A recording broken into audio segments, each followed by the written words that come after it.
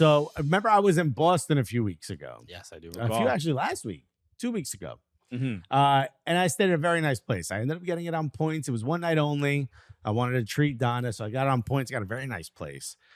It's called 15 Beacon. If anybody wants to go and stay Look at there. that. Look at that free advertisement. beautiful. 15 Beacon. You're welcome. So they upgraded me when I got there. Sometimes when you book a place on points, they'll upgrade you when you get there. There was an upgrade. You got upgraded. Got it. It was a nice room. It had a fireplace in it that you could turn on with a switch. We used it. It was beautiful. I've never used the fireplace before. It was quite nice.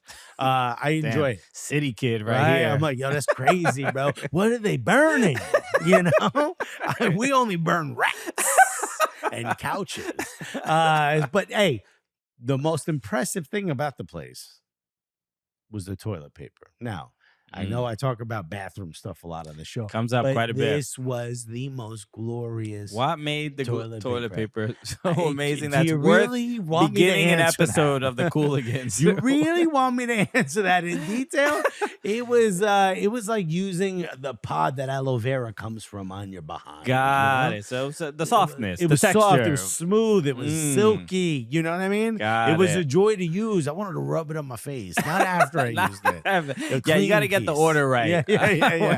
You ever blow your nose with toilet paper and you're like, that's a mistake. I think I just scraped all the skin off my nose. This, amazing. It felt like I felt like I was wiping my behind with a child's quilt, you know? Wow. It was great. So I did what only I think I would do. Can you guess what I did? I don't even want to even think of I called the hotel. I called the hotel and I said, hello. The brand, yeah. I say, hey, name's Alexis, stayed in room blank. I work for the Central Broadcasting Service. Yeah. I work for the Comfortable Behind Society. And you guys have just ranked #1. I said, hey, you guys, when I was there, I used the toilet paper. And I called at like 10 p.m. on a Sunday. This was last night. I think the guy thought I was pranking him. And I'm like, I want you to know there is zero prank here, sir. I need to know a brand. Came back. Do you want to guess? Should we say? Or is it cool? Like, they're not sponsors. Might as well. Do you want to guess? I have no idea. It Just guess if you had to guess. Charmin. It's a. We can all find it in the store. I was shocked. I'm a Scott guy. You know what I mean? I like to use Scott. Scott is you had a Latino mom. 100%. If you had Scott. Latinos will use low grade sandpaper basically as toilet paper. I remember one time when I was a kid. Before you give the answer, Yeah. when I was a kid, I need y'all to guess. my aunt had some of the softest toilet paper in the world. White aunt? It was what? A white woman? Your aunt? My aunt was aunt by marriage? I don't know. No. I'm Dominican. She was Dominican, not white. Anyway, she had very soft toilet paper. So one time, I must have been like 8 years old. My mom was like, "Go get toilet paper at the store." I go, I see the toilet paper that my aunt has. I'm like, "Let me just buy this one." My mom never buys this. She just gets the Scots. And I brought it home. It was like you drove in. It was like you pulled in a Bugatti, right? You know what she told me? What? I will never forget it. My mom said, "Go return it and get the toilet paper that we get." And I had to go. Esco. And I didn't know why. Yeah. And that's why when I finally got an adult money in my own place. We buying the good stuff. We're buying the good stuff, We Mom. buying the good stuff, okay, fam. You ain't gonna hold it. This is how we rebel. You ain't gonna hold us back. This is why I think my butthole is sending me a message in Braille. It's because I've been using Scott my whole life.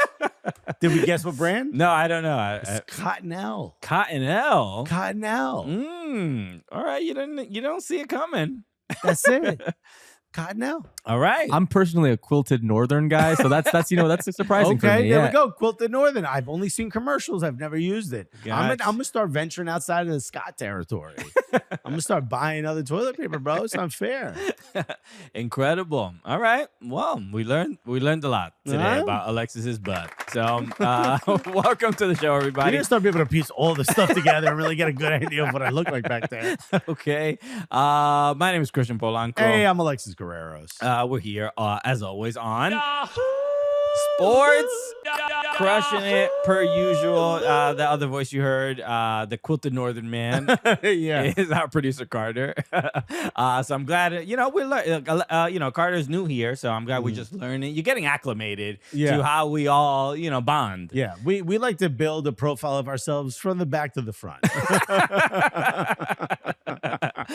So, a lot to go over today. MLS decision day happened over the weekend. Club football returned out in Europe. And we got to look forward to the MLS playoffs. We also have an incredible episode with an incredible guest, the CEO. It's crazy. CEO of Eintracht Frankfurt, Axel Hellmann, will be joining us in a little bit. Bro, CEO. And how excited is he to be on the show with all the toilet paper talk? All right. He's going to be like, this is the show I need to be on. I came to the right program. We don't have this in Germany. You know what they think? In Germany, they think they're too good for toilet paper talk. But no, not here. Not here.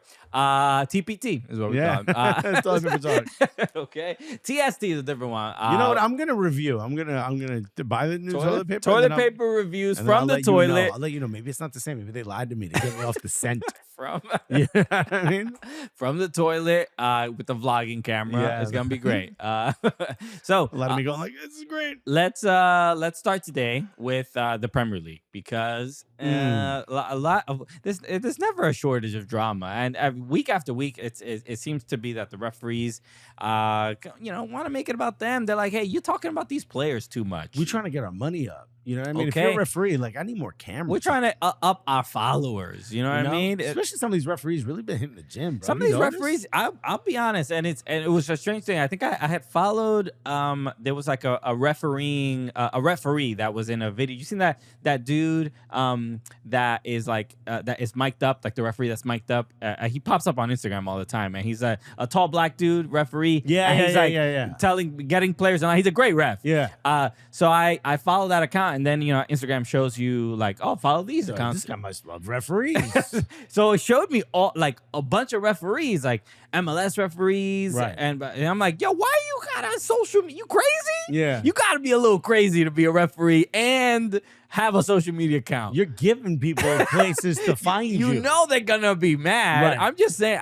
I'm not saying they should direct any abuse at anybody. No. But also maybe don't put yourself out there, yo. You know how many stupid people are on the internet? Bro, Finsta, my guy. You gotta wear a mask. You gotta have a TikTok.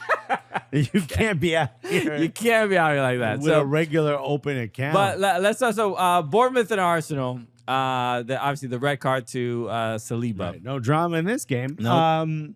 I mean, it's a frustrating. Here's my hot take: if David Raya doesn't run backwards, it's not a red card. Isn't that crazy? If he doesn't run back, if David Raya continues to make a run towards the ball, clearly he's going to be out of position. Oh, that's interesting. Yeah, because it wouldn't be dog show, I guess. It wouldn't be dog show. So that's my hot take. So we got to blame anything to not blame Saliba. Oh, or not blame Trossard for the ridiculous Trossard pass. for the terrible pass. That's William Saliba's first red card of his career. Which is as a center back, that is pretty crazy. Or just as a defender, pretty as a crazy. Young center back. Yeah, you would think, you make going into a low rash, couple mistakes in your early in your career. Not if you're Saliba, baby. No, Saliba is a very smart, intelligent defender. I clearly, and arguably one of the better defenders in the Premier League. And why is this becoming an issue for Arsenal? Why are these repeated mistakes and seemingly self-inflicted, especially the one for Trossard, the one for Declan Rice. This one makes more sense. If this was the first red card of Arsenal season, you're like, all right, it's gonna happen. No, it's the third. The third in 8 games. 8 games, man. I mean, get all 3 in one game. Yo, so you gotta start swinging on people if you Arsenal players, bro. So you gotta earn these red cards, bro. So you're not missing players for so many games. We gotta bring in goons. Remember back in the day, like in basketball, there'd be guys who you're like, yo, you're here for 2 things. Yeah. To pee clean and to fight people. And that's why we're bringing you into the game. We need that. We got 5 subs, the bro. Game's gone, bro. You can't have goons anymore. But no, you can't have goons anymore, really, because especially this is VAR calls yellows reds now.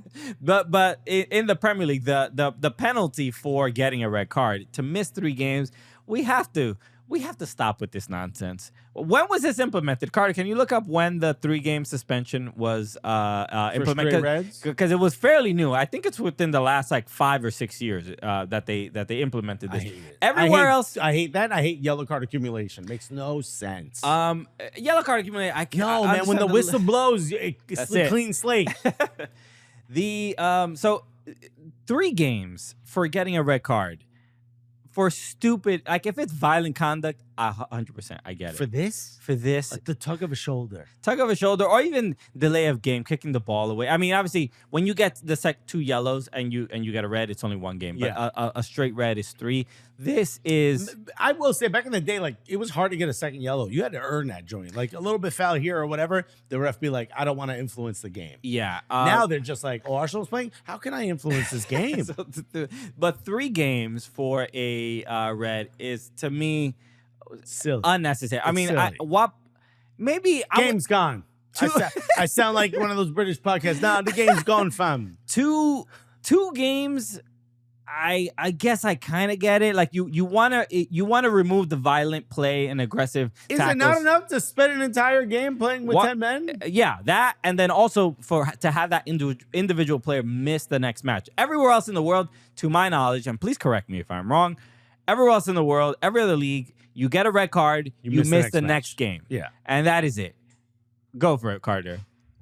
I have some great news for Alexis. Mm. Because this wasn't a red card for violent conduct, it was for a denial of a clear goal score, whatever that Dog so. dog. So it's only a 1-match ban. Look at this. He's only gonna miss the Liverpool game. Yeah, just one of the most important matches of the season. Okay, so now I love this rule. Yeah. I think it's great. You know what? I spoke a little too soon. But I'm glad we could solve that on the show. We figured it out. Okay, because my thought was a straight red was a 3-game, but no, straight red for violent conduct is 3. That makes a lot more sense. But even still, to miss a game at all. maybe we should tone it down with 3, even for violent add conduct. a card between yellow and red, Because where it says, all right, you missed the rest of this match, but not the next one. who was it? do you think, Orange? Kudus got the red, right? Yeah, so Kudus is gonna miss at least 3 games. He could miss more. Yes, and because Right. I thought that was simply another mush. You know, we've had the mush slap debate on this show often. We're pro mush on this show. We're pro mush.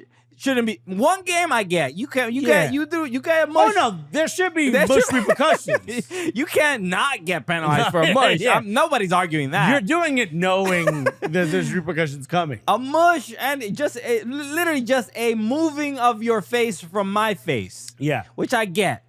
sounds fair to me. Because it got a little heated, Right. and it was a bang bang mush. Yeah, you yeah, know, yeah. it's quick. Yeah. It wasn't really like a slap. He didn't wind back. So what happens mush. if you mush twice in like 10 seconds, which he did? He mushed Van de Ven and then he mushed Sar. But why everybody Twice. getting up at Kudus' Yeah, face, you bro? saw what he just did to the last guy.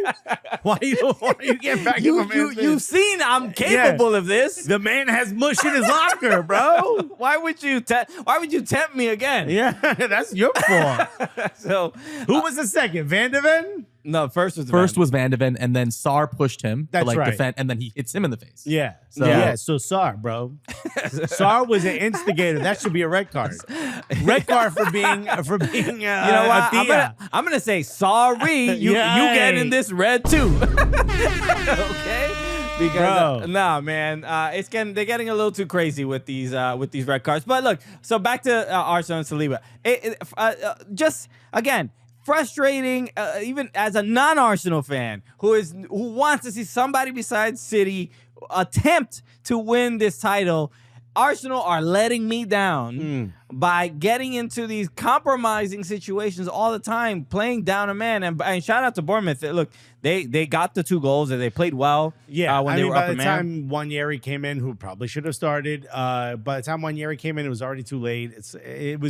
If you're Bournemouth, this is a massive win. If you're Arsenal, you drop points when you didn't need to in a match that you should have at least gotten a result. And at the end of the day, that is what wins championships, is not doing what Arsenal did here. And I'll go back, dude, the Invincibles, that era, Arsenal was still played well with 10 men. That doesn't mean they win every match, but they still played well with 10 men. Mm-hmm. This was a complete capitulation as soon as the first goal went. So I'm sorry, as soon as they went down to 10. Yeah, I mean, I don't know how much to always expect. Like some teams can handle being down a man better than others, and I wouldn't go as far to say complete capitulation, but like for You watched the game, right? This was a complete capitulation. for them to not be able to create even many chances or really almost any chances down a man. It's like you train a little bit in those scenarios down a man to try to find ways to create some sort of opportunity. Also, if you're a championship team, if this was Bournemouth versus City with 10 men, or a City would find ways to get shots on target. Exactly. Even to look pedestrian on corners, which is their whole thing. You think you go down to 10, and all of a sudden you got these great corners. Nicolas Jover has all these great setups. You're going to be able to get opportunities, and they look bad. And in fact, they score on Arsenal with a corner. And that's the thing. So when it comes to the comparison between Arsenal and City are always going to be there, given Arteta came from there. Whoever's competing for the title is going to get compared to City. Without a doubt. But there's something just to a Arsenal and their look. Yes, they have some injuries and stuff like that, but the mentality to really attempt to win this title, it doesn't seem to be there. No, but also it's only 8 matches in. It's too early to say that the title race is over. But the mentality, not even the title race is over, but the mentality. No, I'm agreeing with you. Just a lot of people are saying the title race is over. And it's not even on Saliba. I don't think Saliba did really anything wrong here. I think instinctively he's like, let me delay this, the attacker from getting forward. Pulling on the shoulder is so light compared. It's not like he clattered. It's not a big deal, but it's enough to again. It warranted a yellow. Yeah, I think it did warrant the red. I think you're anti-Arsenal like the rest of them. What are you, a referee? Okay. This is how we find out? Dude, I could see it being a red there, but it's whatever. Rather than argue that, I'd rather argue why is Trossard making that pass? It's the decision making in those moments, and this is why it's been killing Arsenal. Did Everton lose? Can we talk about that? They won 2-0 against Ipswich, bro. I know they did win. I'm still monitoring every single time Everton succeed. I'm like, all right, how close are they to Nottingham Forest? Because we have the little wager with Ariel Helwani. I said Everton are going to finish above Nottingham Forest, and we're getting closer. All right, Nottingham Forest plays later today, and I'm hoping for a loss. Find out. For them. But all right, next up we have to the more referent controversy. Man City, that last second win of John Stones, former Everton. Gary O'Neill's their coach. Gary O'Neill's the Wolves coach. I'm with him on this, and it's not because City and Arsenal in the competition.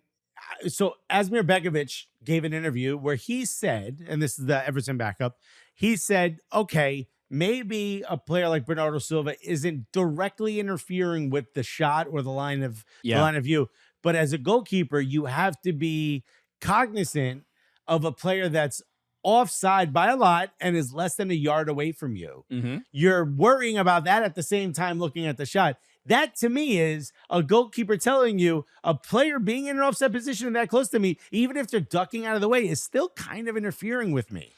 And that, at the end of the day, like the verbiage we're using in this is so unclear. And it leaves so much to the ref to figure out that these things aren't going to be called consistently. So, fine. Okay, a player goes back. You got Bernardo Silva trying to push the keeper. The keeper pushes him away and then has to turn, and then he never gets back in his way. In a way, because he's right there, I'm with Asmir Begovic on this. That's kind of interfering.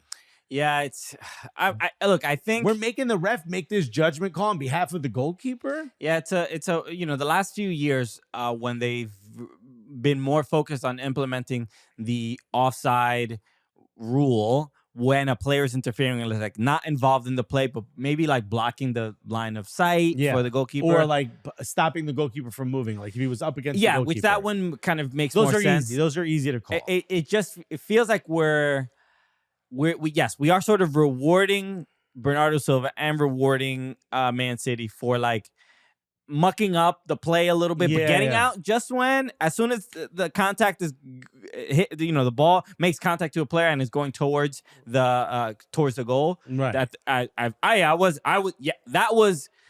there a couple seconds ago. Not now. Right. I'm not doing anything. What are you talking about? I'm a concerned citizen.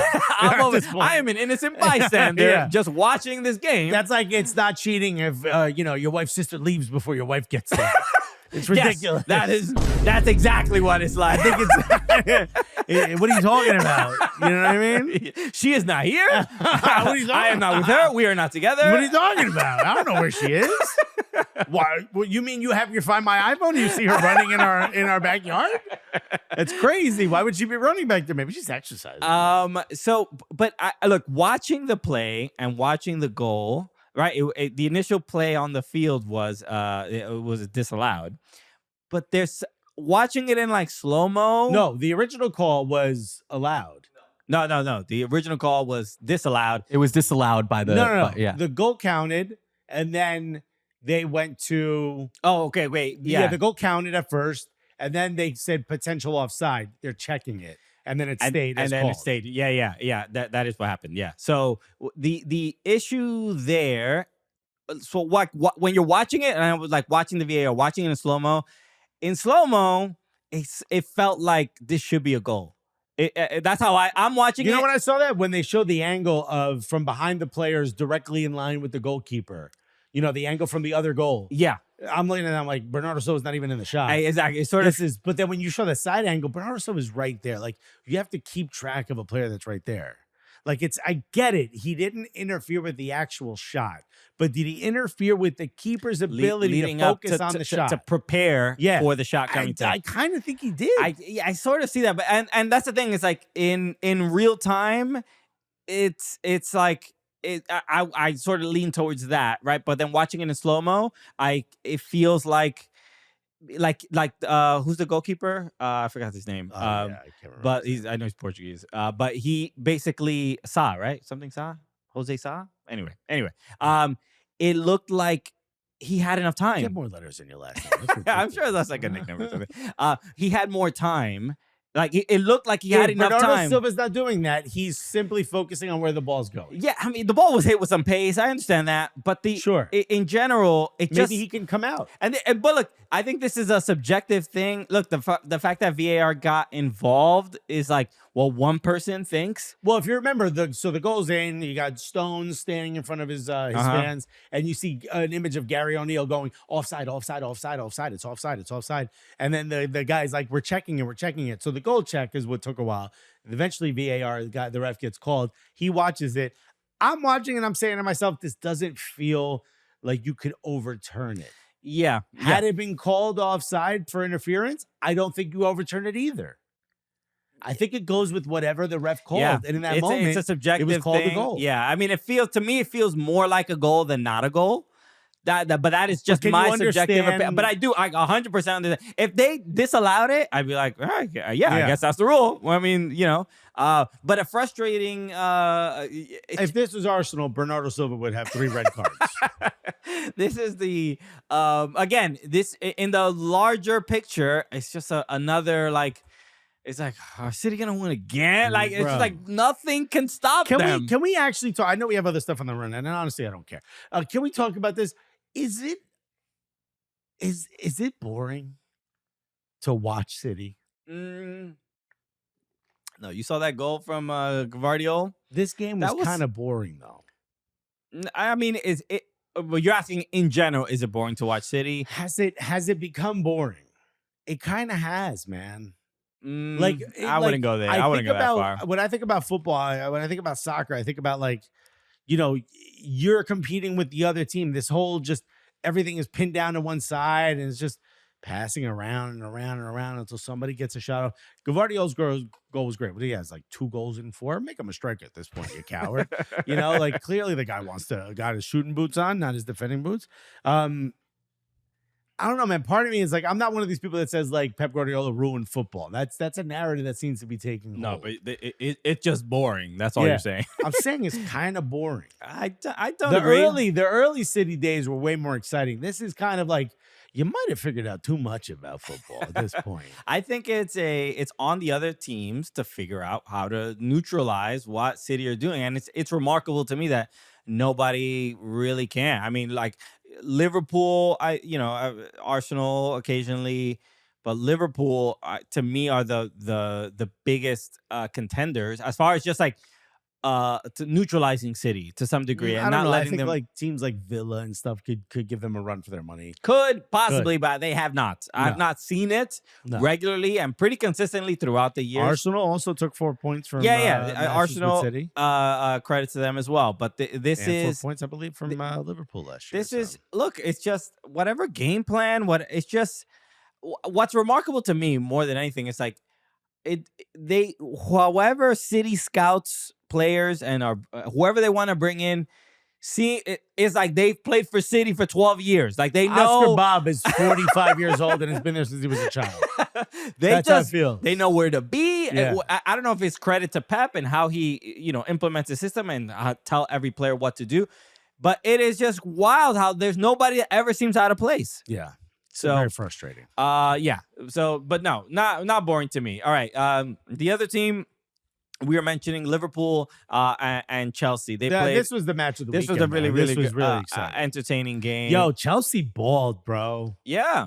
This is again, we doubted what Chelsea, especially, I mean, we doubted them, but we had reason to because the last couple of years have been kind of crazy. Hey, bro, I was talking about Enzo Maresca from the beginning, man. I gave this guy a lot of credit. I really believed his ability to do it. Think about how he answered the question about like, oh, you got 44 players on the squad. Sure. He's like, I don't care. I care about the 23 that we're dealing with. I don't care about anyone else. And this guy's, I think, led the line correctly. His biggest fault is that I don't think he has great defenders right now. Sure. Reece James comes back finally. Yo, round of applause for Reece James, man. He's Good been for out. him. He's been out for prayers what, up 7 for them hamstrings. Bruh. Keep them healthy, dog. Yo, wrap yourself in bubble wrap between matches, bro. Shouts to Reece James for being back. But when I saw watching this match, I'm thinking to myself, bro, you made Liverpool practically park the bus at home at Anfield. That's crazy. Sure. If you're a Liverpool fan, you're like, who cares? We walk out of here with a win. I'm goody. I got my 3 points. I'm fine. Yeah, but I got to be honest. Chelsea isn't the team. It's not set up right now to win the title. They're set up to compete for 4th right now, right? We're thinking about the title race as a 3-horse race. You've got whatever order you want. You've got Liverpool, Manchester City, Arsenal. Whoever's going to win out of those is probably going to come out of those 3. The fourth spot, the last Champions League spot, it's really what we're all competing against if you're not a fan of those 3. And if you're a Chelsea fan, you got a real shot. That's you. And Chelsea are young, dude. Nico Jackson is super young. Everyone in the States, the youngest team in the league, man. I think actually Liverpool might be the youngest team in the league, but Chelsea, super, super young. If they could get a little bit more experience, they could fix that back line and get a better goalkeeper, they are going to be dangerous. And that's not something we were talking about with Chelsea like a year ago. Yeah, they look like they're having some fun out there. Cole Palmer was quiet in this one. Yeah, that he didn't do too great. He had one decent, really, really good chance that he hit over the bar. But I just look playing at Anfield. You see how difficult it is and how difficult time teams have. It's super intimidating. Champions League teams don't want to go. And there. it's just, but the margins are just again always like kind of so small. And like if you can't have that like killer instinct of finish when necessary, the goal from the game winning goal from Curtis Jones was just. The pass, who made the pass? I think Salah made the pass. Salah with that crazy ball, and then Curtis Jones just kind of last second tucks it with his foot. But it was just the mentality to have the poise and the calmness to make not just to make the run, but the touch. Pluck it out of the air, set it up right in front of you, and I love that you would instinctively. He trapped it with his left foot, and you would also probably hit it with your left foot because you're probably your standing leg would be your right, and you get some power on it with your left, and he just hit it you trapped it with his left, and then outside of the boot tapped it with his right, and you saw the goalkeeper just like assume he was probably going to go with his left and went in that direction. And it's just those little moments that kind of just make a difference. Think about it. He doesn't start if Alexis McAllister isn't coming back from international break. Okay, yeah. How crazy is that? And he had a phenomenal game. I mean, I think it was Robbie, one of the two Robbies, I forget which one, mentioning that Curtis Jones should probably get a few more opportires in the midfield. Absolutely. I mean, and to Alexis start. McAllister is probably one of your better players if you're Liverpool, Sure. but you got to figure out a way to get Curtis Jones on that pitch. Curtis Jones, I saw he was talking about his celebration. He had the thumb sucking celebration. He said he just had a daughter, and he was beautiful. It was like it was funny just the way he described it. He's like, I want her to know that goal is for her. If she understood what the world was or like what was going on, but always had right the now they're clip. just a mush with eyes. So no, but a big I win. want someone to do that goal celebration and be like, no, I have no baby. She really like sucking my thumbs. There was I went to junior high school with a kid. With a thumb sucker? Thumb sucker the entire throughout junior high school, the entire time. No one said anything to him? Every time, everybody was like, "Yo, what are you doing, bro?" Yeah. And it was, and he was also like, he must have been like 6. It's in junior high school. He was like 6'2", tall black kid, thumb sucker. Well, no one's gonna say Keith. anything to him. I remember his his name was 6'2". His name was Keith. I was like, Jeez. Keith, bro. I hope he stopped. Really? That guy's probably smoking cigarettes now. He's got that oral fixation. And also, last up in this segment before we get to Axel, in Pulisic news, because he got the game-winning assist in his game for Pulisicini. that's right. Because Christian Pulisic, I think we were talking about this because we were a couple weeks ago about we know he speaks German because he obviously spent a lot of time in Dortmund, but he speaks American. he speaks fluent American, but we were asking, is he going to learn Italian? And we've confirmed it, bro. Yo, the answer is C. The answer is a loud C because Christian Pulisic did, I believe, his first interview, post-match interview in Italian. And this is so great to see, bro. Let's hear a little bit of it. Dura, sporca anche, ma quanto importante. Sì, abbiamo sofferto tutta la partita, come abbiamo lavorato tutta la volta. Sì, il spirito della squadra era perfetto. I mean, this is I love it. The spirito della squadra. No, this makes me want to order chicken parm, dog. Il perfetto. Perfetto. I love it. Can we cut to Weston McKennie when he got asked and he was like, huh? When he got interviewed in Italian, he was like, what? Someone stop this man. But he's good now. Weston is good now. Yeah, now he's good. He got it. But look at yo. Also, credit to them, bro. They've learned Italian pretty fast. Hell yeah. I mean, Pulisic Weston's been there longer. The freeze frame you have this on is homie to his left look right Chukwueze. Chukwueze looked like he was like, perfetto, bro. Who taught you all this? And Chukwueze did he answered in English. Yeah. So his Italian is not even. And his name sounds Italian. Chukwueze. It could be. But no, man. I'm happy for Pulisic. He's having a wonderful year, man. Without a doubt, man. He got the second most goal contributions this season behind Lautaro Martinez. That's why he's speaking Italian. He's enjoying San Siro. That's why he didn't go to Mexico. He's like, yo, I got an Italian lesson. Yeah, I can't be playing against it. Playing I got pasta alla gricia on the stove. I can't. But no, it was great to see, man. I absolutely loved it. So, all right, we got to get to our interview with Axel Hellmann. This is so exciting. CEO of Eintracht Frankfurt, Axel Hellmann. Comment right after this. Christian, our guest is here. This is. Dude. I feel like I should have worn a suit, brought a briefcase to work today. Just the front office is here. Okay, now we gotta act. We gotta behave. We gotta be in our best behavior. This is a business episode now. Okay, which is short. Let me get my spreadsheets ready. I got a lot to bring up. I feel like I should be pitching stuff. Maybe we will before the end of the episode. But this is an absolute honor. This is super cool because joining us, the CEO of Eintracht Frankfurt, which is when two comedians get the opportunity to interview people on the show, people usually think of players, but it's like no. We want to go to the money man. we diversify. Who signs them checks? You feel me? That's what I want. And ladies and gentlemen, as we said, the CEO of Eintracht Frankfurt. That's right, the Bundesliga team, Eintracht Frankfurt.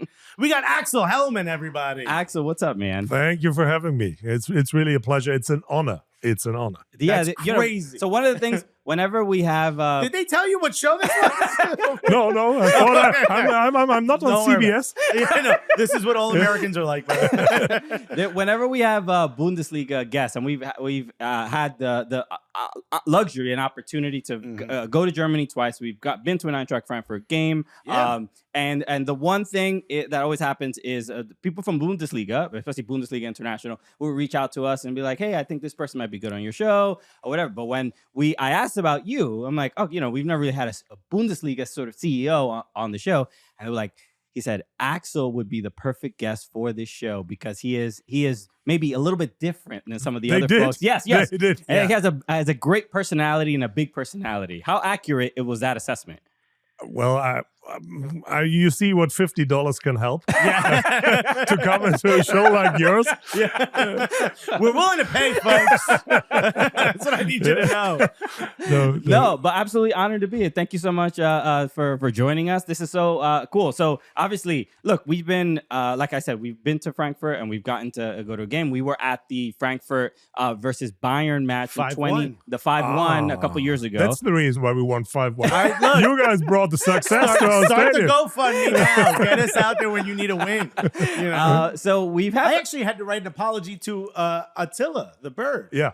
After that episode. Oh yeah, the Attila got. I would say I got a little too close to Attila. You have touched him? Yeah. I didn't touch, but he They definitely went to take a photo, and the bird looked at him, and I let him know on the podcast. Look, we're comedians, so I said, "Bro, if that bird tried, I would have messed with. I would have fought the bird for you." And that upset the fan, so I apologize to the bird. We're good now. I'm allowed back in commerce. That didn't. Yeah, that didn't have to happen. You better right? did. You better Exactly. did. But I want to You talk. don't realize how big those birds are. Right. But I want to talk about your role at Eintracht Frankfurt. When we think of CEOs, it can be a job where you sort of bring your expertise to it, and maybe you have your hands in a lot of different things. But what your day to day? What is your focus as CEO of Eintracht Frankfurt? Well, there are three pillars I mainly focused on. The first is the whole organization and all the commercial parts of the club. Except merchandising and ticketing, so all the marketing and communication issues, but also all the strategic issues we have to work on. I mean, there are many from the league perspective to the club perspective. And we have also a big field. Fan engagement is a big thing for Eintracht Frankfurt. It's we have a long tradition, in going abroad, having a huge fan base. So there are many things to do for the whole organization. Yeah, I hosted when Bundesliga had their they did like a watch party in Washington D.C. Yeah. And I got to MC it, and it was really cool. And so there were, I think, 4 matches highlighted, and one of them was Eintracht. I think they played Leipzig, if I'm not mistaken, and. But there were other 2, a Bayern match and a Dortmund match, and so all the supporters were there at this bar. The biggest supporters group, especially in Washington D.C., you don't necessarily think of it, but it was Eintracht Frankfurt, the loudest. It's something where ever since we started doing this show, and then Eintracht has been kind in sending us gifts here and then years ago that it started, and you don't. So I was not aware of this incredible support for Eintracht Frankfurt in the United States. It's really, really remarkable. We are not thinking in quantity; we are thinking in quality. Okay. We have a lot of very engaged fans. Bro. Okay. I hope the partners and sponsors are watching. I like it. Now, to be very frank, of course, Bayern Munich and Dortmund, they have a much bigger fan base and reach, but we have very active fans. I mean, that's not only domestically, but also internationally. They're following us everywhere. And that's the point where you get the feeling, geez, Eintracht fans are everywhere. And we are the loudest, of course. We are the loudest in Europe. Applevine usually helps. Let me ask you a question, because obviously there's a big interest in the American market for most major clubs, right? Getting more fans in America seems like a good thing to do. have you guys, and maybe it's not just you, all of Bundesliga, have you thought about shortening the team names to make it easier for us to pronounce? There's a club called Borussia Mönchengladbach. Exactly. No one is spelling that, bro. I mean, that would have been my example. Borussia Mönchengladbach but you know, Frankfurt is easy. Frankfurt, everybody knows because of the Frankfurter. Everybody knows How about Frankfurt. Frankie? Have we thought of it? Frankie. Eintracht Frankie. What? I'm just saying, it rolls off the tongue. Let me tell this to my ultras. Ultras. Don't tell them I said it. And I lose my job in the next second. This was an Axel Hellmann idea. This is a Hellmann exclusive. The Eintracht Frankie. No, but you're right. I mean, that is traditional German language is not that easy to pronounce. It's not easy to speak, and sorry about that, but we can't change the names of our clubs after 125 years. Yeah. You know? Damn, that damn tradition. How about this? The hot dog, it's called the Frankfurter because of Frankfurt. Yeah. Americans love hot dogs. There's a way to blend their culture there. You mean Eintracht hot dog? I'm just saying, what about the Eintracht hot dog? The Frankie! Designed for the US market. Okay. Yeah. Okay. Yeah, he's like, look, I'm going to be spitting ideas through the whole interview. Okay? When it comes to engaging with the U.S. market, I know lots of Bundesliga clubs, and the Bundesliga itself is we all know the World Cup is happening here in 2026, and as far as a potential fan base of maybe football fans that don't really maybe are new to the game, there's a big opportunity. What are your focuses on how to engage with that American audience? Two things. We believe that the best athletes of the world coming from the US market. Okay. In many different, sports branches, but also in soccer. So that's what we think. That's one of the reasons why we're very active with our scouts on the US market. And the other thing is we can learn a lot. I mean, media production, the whole commercial partnership models, etc. So that is something where we can learn a lot. And if you see how, for example, the NFL produces in media terms their sport, I mean, this is outstanding. And that's the reason why we are just being here with open eyes. Sure. Can I ask a question on... It's your show, Alexis. No, Feel but free. I mean on the business side of it, because this confuses us all the time. We talk about this. Football, soccer, the whole world loves it, right? There's maybe 3 or 4 countries where it's not the number one sport. We're sitting in one of them. The NFL, one country. And the NFL makes so much more money than some of the big leagues around the world. How is that possible when the whole world loves the sport? Well, but the NFL is more advanced, more elaborated in terms of commercializing their sports than any other league in soccer. I mean, you got the Champions League, UEFA Champions League. They're quite good. Mm-hmm. But since you have just a clear focus on the domestic market with your NFL and now exporting the brands also to other countries, you're coming with an extremely tough power into foreign markets. So that's the reason why, from my perspective, this is the most elaborated level of sports marketing at all. So that's the reason why we can learn. Football has it's very, well, it's not one singular football. You have different systems. You got the Premier League, you got the Champions League, you got the Bundesliga. So there is no coherent model in Europe. They are different models. That makes it more difficult to market it to a broader audience in that, really tough, specific way. So let's Americanize it. This corner brought to you by Indeed, This throw-in brought to you by... No. That is, monetize every aspect of the game. The perception of European fans is different. I mean, we don't want to, market everything we have. It's not, it's not entertainment.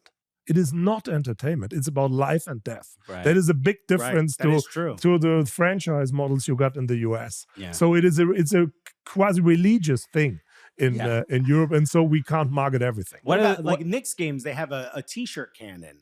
It's this big cannon that shoots T-shirts. Actually, we have. We bought one, but not one of the huge cannons. We started with a smaller one. Exactly. We want to. It's a step by step. The gun gently hands a T-shirt. I'm not quite sure if this is very German. Usually, we have the biggest cannons. Right. They took the cannon from Arsenal. Yeah. I guess one of the options as far as Americanizing Bundesliga could also be one of the things you can learn here in the United States is having comedians be a part of the. See, now we're talking. Having comedians be a part of the game. What is the Fantastic idea. what is the I German like equivalent? How much is comedy involved in the sport? Because and I'll say this: a couple of years ago, we were at an event, and there was someone who worked for Bayern Munich at the New York office, right? And this is when we had first started. This might have been 2017 or something like that. And we asked them, like, in Bundesliga, what do they do in Germany? What do the comedians do? How do the players react when they talk to comedians? And he specifically said, he's like, they would never allow a comedian near any of these Talking clubs. about life and death, there's no space for comedians. Yeah, no, we've learned that. But seriously, We've read our comments. we have the formats. We have it coming up. We have 2 or 3 quite good and quite intelligent guys, but they came from a club perspective. Right. You know, they're clearly fans, so they knew exactly where you can make a joke and where And you where you better can- don't. Yeah. That's the thing we've learned. Where not to make a joke. Okay, We've been doing this for 9 years. Maybe we can learn from the Germans. Maybe one day we will learn when not to make the joke. There is that. It's a fascinating thing because in American sports, it lends itself a little bit more to humor, where people can. They're okay being like the Dallas Cowboys, right? That's the perennial team that is like basically the most popular team in the country, but they just always lose. And even Dallas Cowboys fans can accept, like, we're gonna make fun of ourselves. Right. Imagine if Tottenham had the popularity of like a Real Madrid, Right? but the history of Tottenham. To give you an idea. So it's an interesting thing to navigate because like you made the point. There's not a lot of room for humor, but I sort of have to pat ourselves on the back that we've managed to last this long without anybody getting too mad at us. You know what I mean? So there's something to even that.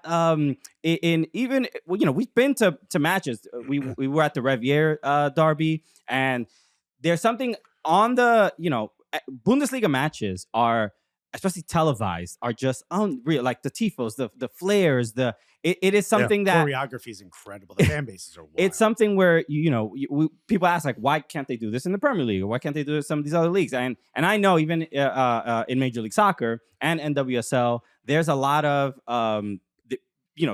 supporters travel to Germany to see how the supporters do it and how they kind of get that culture to where it is, and we just copy it, and because we kind of want that here. We see that with LAFC. Yeah. So when it comes to even the marketing sense, like there's stuff you have to, like, I don't know, you're competing, you have to borrow some ideas from other clubs. Like, is there anything that inspires you now, either from different parts of the world, different sports, different or other clubs? Yeah, well, in the 80s, we had a tradition, or build a tradition very close to the English football tradition. So it was more, let's say, really fan clubs supporting their team, going everywhere. And in the 90s, it was Italy. It was, let's say, the role model for German fans. So the ultras came up. And I think in terms of fan engagement and passion, the Bundesliga is now the role model for many other countries. So let's see how it goes to. But I believe since we have, let's say, this serious approach, I mean, it's not really fun. We are not there for entertainment. We are there just to beat the other team. Right. So that is the most important thing. We as officials, we can see that as a, let's say, also entertainment part and as a commercial thing. But for our fans, it's definitely not. They're spending their whole life to travel, to follow the team, to supporting the team. They're spending hours and hours to prepare their choreography. And, it is not, it's part of their life. It's a family. They're not just meeting when going to a match. They're meeting because it's the core of their life.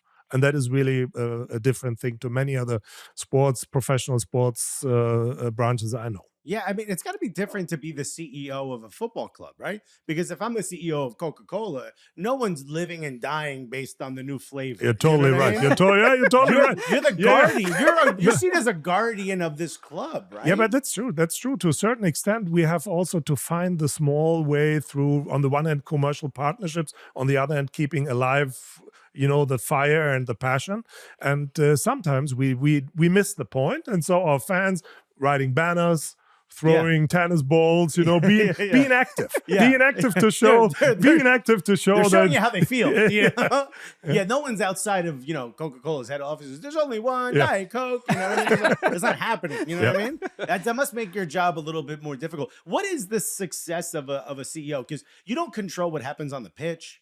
When the club wins or loses, has no guidance over what your job is. A CEO of a football club, a major football club, is successful because what happens? Not easy to answer because many factors coming together. It's not that you have to run a whole administration or organization. That is the technical part. But I think the most important part is that you can feel the specific character of a club, of the fans. I grew up in the club. I'm a member since 1974 when I was a young boy, 3 years old. Wow. My father made me a member. And so we went to the stadium in the 70s. So I grew up in the club and I can smell things before others can smell it. So I know where to go and who to talk to if things are in a critical situation. Sometimes we have that with our fans, that they're beyond the border. So what it needs is that you have a good contact to the bases as well as to the companies, B2B, D2C, understanding the whole environment of a club. I think this is the great success. I'm not responsible for sports. We have a sports executive. He's doing everything with the squad, with the team, with the players, the transfers. But the basis on which he can work, successfully is built by the others in the club. That is a thing that you need to understand. So it's interesting, especially I didn't realize how connected you were with the club for so long. How do you separate your fandom and your pretty role? good question. Are you ever like, yo, this CEO sucks? Oh, it's me. I'm happy when I have no camera or nothing, no media following me over the 90 minutes. Right. Because I'm not quite sure. Don't ask me what I've said after 90 minutes. I'm not quite sure that this is, it would create a kind of, let's say, a criminal reaction. But as a fan, it's better to be a fan of a club if you are able to make really realistic and rational decisions. That is what you have to. This is the distinction you have to make in your mind. Yeah. You have to be able to separate that. At least for 90 minutes, you can be the old. In 90 minutes, Don't expect any professionalism out of me. I just thought about that. Like, if the camera's on you too much during a game, that means something bad's happening. Right? Yes, that's true. That's not Happened before. Yeah. It was not really. I've seen myself then, and I said, "Oh yeah." If the camera's on us, we're like, "Yes." If the camera's on you, you're like, "Oh god." So from the sporting side, I mean, one of the cool things was when Paxton Aronson joined. We got an American on there. When Paxton Aronson joined, I right now I know he's on loan at FC Utrecht. But his inclusion and him being a part of the team. I mean, I know his first few matches. I think there's a little bit of like, he's a young kid and he probably definitely needs just the experience and the minutes, and he's getting that at Utrecht. He already has 2 goals and 1 assist. But is there anything you can share on your thoughts on Paxton Aronson? Well, I think he's not. He's a great talent, but he's not a talent anymore. He's now becoming really an experienced player, and he needed and needs practice. So that's the reason why he plays for Utrecht right now, to get that practice. And we have great expectations to have him back. And let's see, in the perspective, Mario Götze, he won't play another 10 years. So there could be opportunities, but the most important thing is for him to have a clear and straight view where to go to. I mean, it is not fun. It's business. Sometimes it's not enough to be a talent. It's not enough to play, have to have capabilities, skills. You have to be mentally. You have to be strong to become a professional football player in Bundesliga. That's probably why I didn't make it. That was the only. I had the talent. It was the drive. The other thing I want to mention and show you this, because this popped up on this one, kind of viral. This is on everyone's for you. This is on page. everyone, but this popped up yesterday. And I was like, oh, what a coincidence. We have Axel Hellmann on tomorrow. How perfect is this? But this was a video of a U9 goalkeeper. A U9 goalkeeper absolutely slicing through an entire team for Eintracht Frankfurt. So this is everybody's been going crazy about this clip, but when you see the goalkeeper and cheers to this young man because he gets the ball at the top of his own box. and then runs through every single defender. This looks like maybe a 7-a-side, but this is Well, it's remarkable. U9s. They're not going to play the whole pitch. I don't know what they're doing at Eintracht in Bundesliga, but It's the typical part of our education for a goalkeeper. but this, seeing this and seeing how much people are posting about it, can you share anything on the Eintracht? Does he have an agent? And does he want 2 comedians to represent him? Okay, because you know we're I just. think he's still agent free. Could be your chance, Okay, guys. come on, man. Let's get this money. All right, we have a new business. I heard you're lawyers. And we But can to be start- honest, this video is now around the globe, so Yeah. you Yeah. have to speed up to get in contact with him. Otherwise, the big agents are already in yeah, contact there's a with lot of people at his parents' door. But can you share anything about the Eintracht Academy? The fact that is this a common thing? Do the goalkeepers, do basically all the children play several positions and learn everything? How can you explain this level of skill right now? Well, I mean, this is a specific situation. I mean, he goes through. You said you slide through the team, but usually, that's our intention. We want to educate them in an offensive thinking way, just to score. So, and even if the goalkeeper is not start to score, Show me what you I'm got. shocked. yeah. I'm shocked. But you You're know, a field player with gloves. Yeah. thinking positive means thinking in offense, and thinking in an offensive action means moving forward, making goals, showing your technical abilities. So I'm not that surprised. No, I think the fascinating The whole part, world is. because I think the fascinating thing here is when we think of German football and we think of German efficiency. That was a common thing when we were I there. love that. You're the very last ones believing in German efficiency on the club. Yeah? I did drive a Volkswagen. It's a good show. It's a good show. I did drive a Volkswagen once. I no longer believe in efficiency. But when you sort of think of that kind of rigid and maybe strict way of operating, this doesn't feel. Germans follow the rules. Yeah, exactly. You'd expect the goalkeeper to stay. But it's in accordance to the rules. What's wrong Yes, with it? but you expect, like, I'm not allowed to get out of my position because that would disrespect your position. So maybe is there like it seems like there is a I don't know, a progress or a change, Or a Colombian coach. yeah Somewhere in the somebody system. from South America that might be You know, influencing. Higuita's nephew. But in those years, I mean, in that age, I'm quite sure that they changed the position of the goalkeeper and having them on the field. I mean, I know that from my sons. They're both goalkeeper and they were playing, on different positions before. So this is just coincidence. Maybe he's playing as a striker usually. You can't know. No, I do like this, though.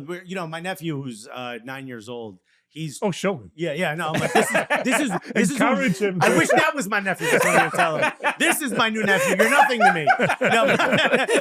No, bully your nephew. Yeah, I'm giving him your Christmas gifts. But I'm telling him he wants to be a goalkeeper, and I said you got to learn to play with your feet. This is a prime example of this is someone who will grow up to, if he does remain as a goalkeeper, who will be very good and technical with his feet because you learn those skills at a young age, and you're showing a good example of that. I do want to ask in general when it comes to opening up to the American market, why would an American who hasn't picked a Bundesliga team, why should they pick Eintracht? As a fan or as a player? As a later? fan. As a fan. I mean, look, we bring something, that is not quite the typical franchise professional sports way. Fan engagement, passion. You remember when we've been to Barcelona with 35,000 fans. Sure. So that means we are a club. They were not happy. The Barcelona. They were not happy. That's actually when I mean, they they were started shocked, to the be honest. anti-tourist campaign. You know what? No more tourists.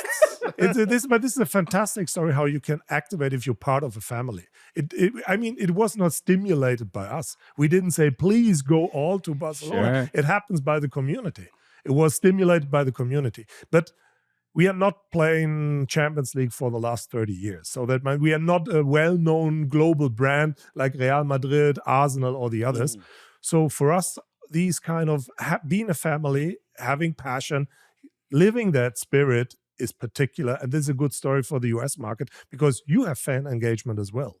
But our fan engagement comes from the 50+1, participation issue.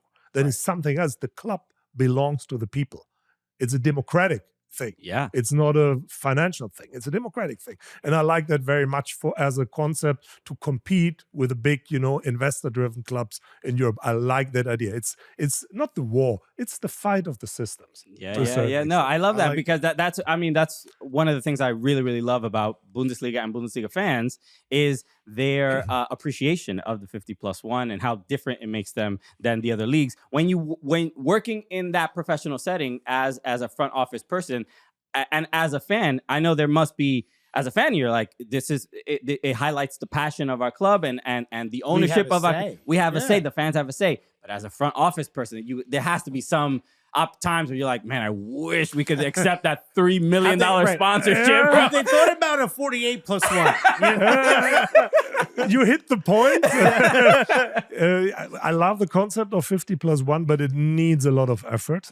And sometimes it's exhaustive to talk to a lot of people to get them on the same page with your ideas. Right. But look, our way in the last almost 10 years, was because of the combination of both.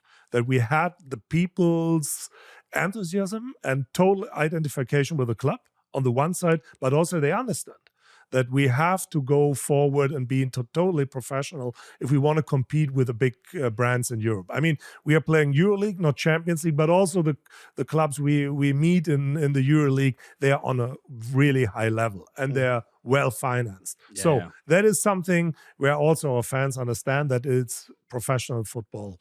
And that means we have to do business and we have to go into commercial partnerships. Of course. Financial fair play, right? You have to, your revenues have That is to a be big a certain thing. amount That's the before big you thing. can spend a certain amount. So you just have to build that. I'm looking very much how the Man City thing, goes forward. Everybody's in the UK. watching. Yeah, we're all interested on what's going on there. Every time Manchester City's mentioned, we hit that button. Yeah. In case they're watching. Don't catch a 1/16. My last question is referring. You had when Alexis asked you about why would a fan pick Eintracht Frankfurt, you said fan or player. I'm curious about why would a player pick Eintracht Frankfurt? That's what are your a very thoughts? good question, and I was looking forward to that question. Look, Frankfurt as a club gives you good opportunities to grow and to develop. That is very important. There are some logistic issues. The airport, you're close to your family. You can get, over the Atlantic whenever you want to. But this is a technical thing.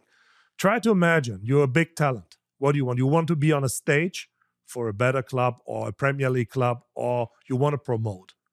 And everybody has an eye on Frankfurt. We have every single match, we have 30, 40 scouts from all over Europe watching our matches. And look, the strikers we developed in the last, not the goalkeeper became soon. Give him 2 years before he's on the we team. incubated strikers like no other club in Europe. And that's a big thing. If you're a talented player, you can start a big career coming to Frankfurt. And that is what I think is very attractive for U.S. athletes. Yeah, even outside of just U.S. athletes, we had Hugo Larsson was on the show recently, and he obviously spoke highly of the club. He played for the club. He's having a good time. But more than anything, it's like when you see his age and you see the responsibility that he has given, and clearly not only just we're talking about talent, but the mentality for just and trust given on such a young player to play such an important role in that midfield says a lot about a club to be able to do take that risk and give that trust to a particular player. This is the concept we now follow, and this is also a typical situation where we just get players to the club, giving them the responsibility. They grow, they perform, and of course, it's a fair deal to a certain extent. Sure. That they say, well, there's another club giving me a better salary. Yeah. Fantastic. I'm fine.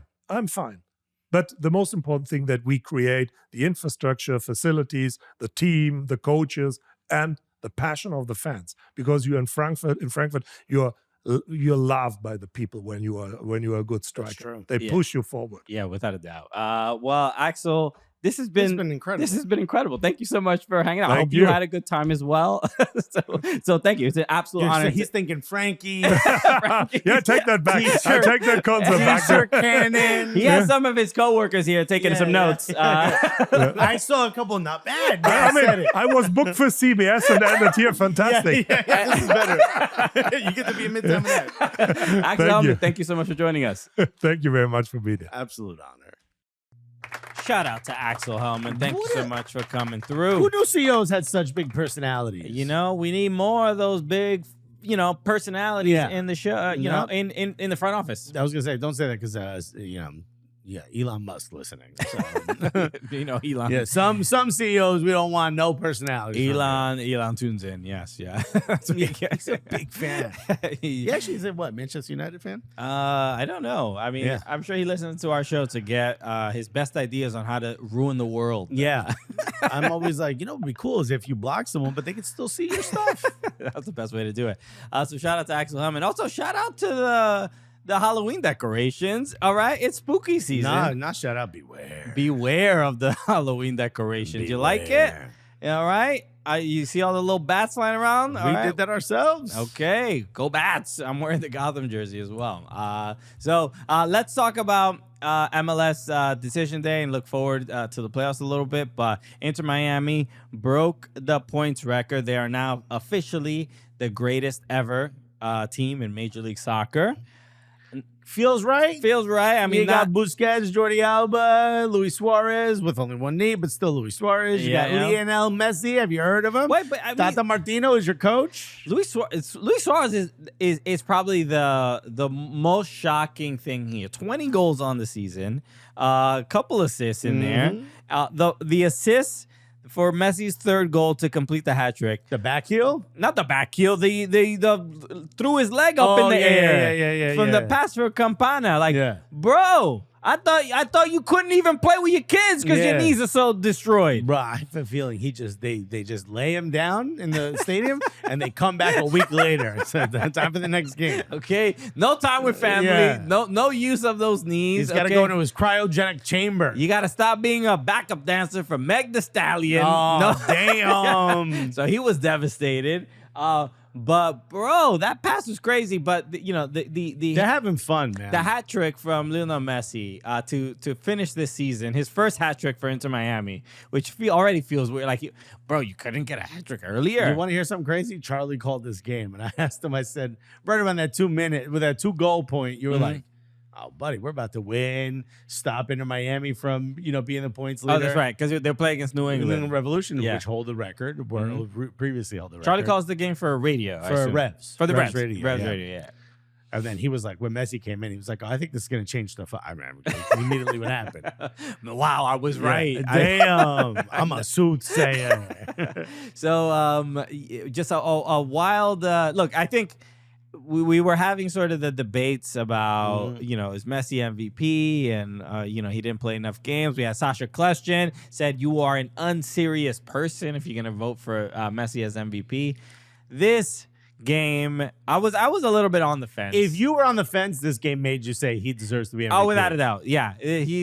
How could you argue otherwise? Can I suggest, though, that if you are the most valuable player, then your team wouldn't be as good without you. Yes, and I appreciated Whitty's comment, Chris Whittingham, on this topic, because he also mentioned that Messi, he played a total, I believe, of 19 games out of 34. He would have missed a certain amount of games due to international breaks. I think he would have missed 6 games. Yeah. And then, obviously, the injury is what kept him out of some of the other games. So he was going to miss games anyway. So you could say, like, if Messi got the numbers he got, but played in 6 more games, that would be enough to sort of change your mind that he deserves the vote definitively over everybody else. No, it's because the team still played really well without him. They did, but not that much better without him. It was like the points per game were like they were in first place. That's correct, but it was 0.01 points per game without Messi, and like 0.01. It wasn't a drastic difference without him. So I understand that point. So that I'm right. I'm just saying the argument he's making is that if you're the MVP, your team should be far worse. The word valuable is in there. Without you. Not the same or better. So is Messi the most valuable player? No. Because the team was still a first place team without him. Sure, but there's still other stats, right? Whether it's tied first for goals, right? 10 assists, his shots per game. No one is arguing that he didn't have a everything. stellar season. Yes, I understand. But are you the most valuable? We need to quantify what this trophy and what this award and means. it is subjective to a lot of people. I would have gone for Evander Lucho Costa. Lucho, You could say Denny Boanga. Boanga got a lot of goals. Those are all valid, but there's just so much, I think.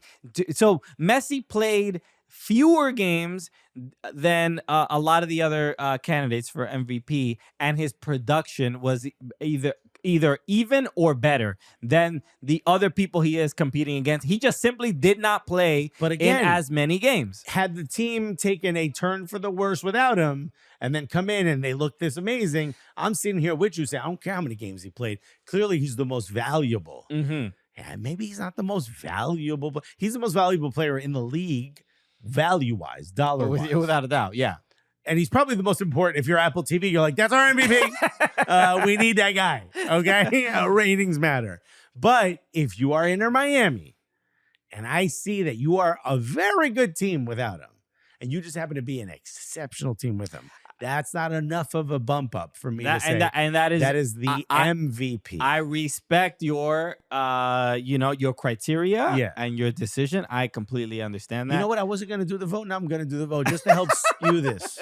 But You know why? They ask too many questions in the vote.